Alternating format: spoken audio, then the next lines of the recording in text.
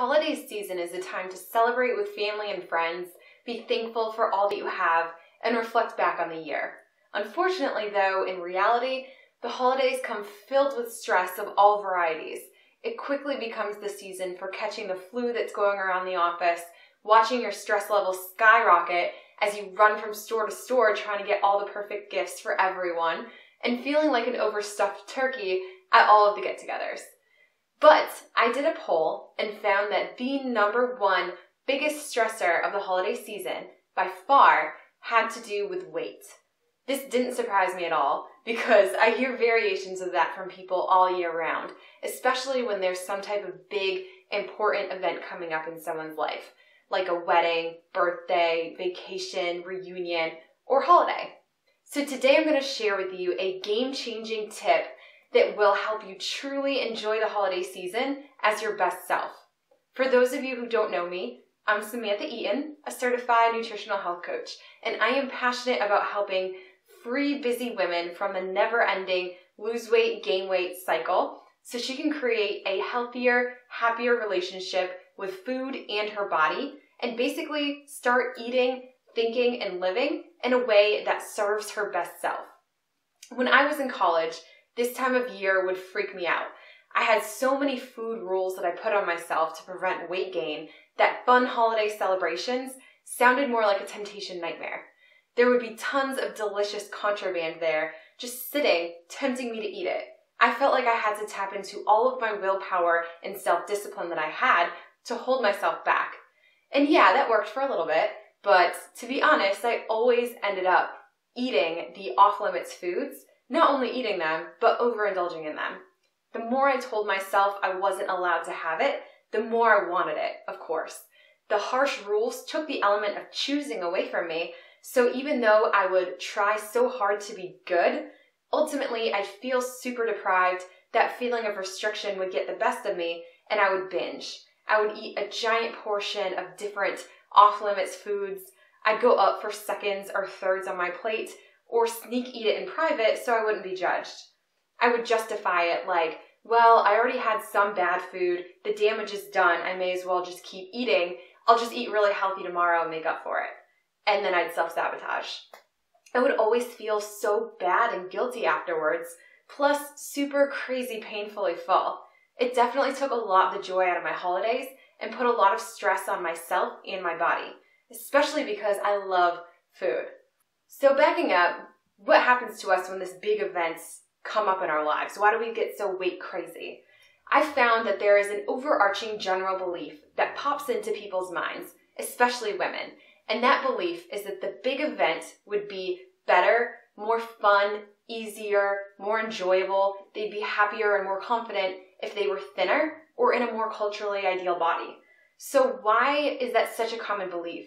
Why does that trigger so many people to have these self-sabotaging behaviors? You know, the belief that life would be so much better, that the holidays would be so much better, or whatever the important event is, if they were in a thinner body.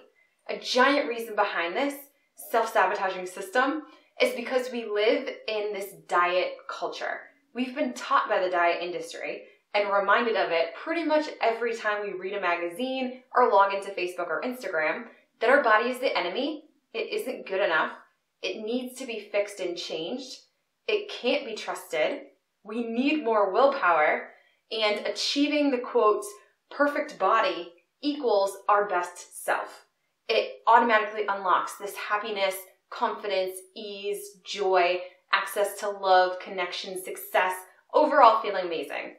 And I think that most women, if they really dug deep and were brutally honest with themselves, they would answer yes, they had that belief to some extent. This is one of the fundamental storylines that we're fed at a young age. We are not born believing this. When we are children running around, we're not judging people's bodies, thinking that they're not beautiful or that they don't deserve love or happiness. It's something that we're taught along the way, something we've learned. The reason it is so important to start to identify and call out these cultural storylines is because they ultimately have the power to affect us negatively.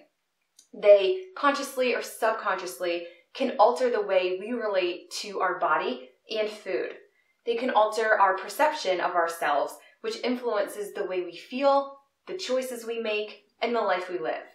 They basically tell us in order for us to show up as our best selves, to have fun, be happy, confident, joyful, connected, and loved, and belong more, that we need to lose some weight or maybe tone up too. If we were operating under the cultural storyline that we cannot be ourselves or our best selves unless we're thinner, then it totally makes sense when the holidays start to approach, the panic levels start to rise. Some women don't notice it every day, but when those big events pop up that are really important to their lives, their inner mean girl voice speaks up. That voice in the back of her head gets louder. She starts to feel worse about herself, beat herself up, become more critical of herself, because these moments are so deeply important to her, and she wants to be at her best. Other women are living in this exact distorted type storyline every day. I used to. They're continuously, trying to manipulate their food and exercise and really struggling and battling with it in order to try and be in a better body so that they can unlock their dream life. If we start to see and call this out, that it is just a distorted storyline, a diet culture myth that is making us believe that we should look a certain way to our best self, that's step one to having a truly enjoyable holiday experience inside and out. We need to be able to step outside of the narrative if we're ever going to get away from the anxiety, self-doubt, pain, and the self-esteem hit that this mindset can induce. Okay, great, but now what, right? How does someone even begin to start this process? This is something that I work really closely with my coaching clients on, but here's a great tip to start right now. So sit down with a piece of paper or at the computer and start identifying what it is you really want. What do you believe a thinner or more ideal body will get you? Ask yourself, when you feel your best, how are you showing up? How do you dress? How do you behave? How do you nourish yourself? Instead of panicking or feeling the urgency to change your body somehow magically in the next few days before those holidays hit, focus on those things, the things on your list, instead. You'll start to recognize that the majority of the time, kind of all of the time, if you really dig deep to your true wants and desires, it has nothing to do with how you look or the number on the scale. If this video resonated with you, I would love to know. Please comment below or shoot me a message with one thing that you do when you show up as your best self. I'm excited to hear from you.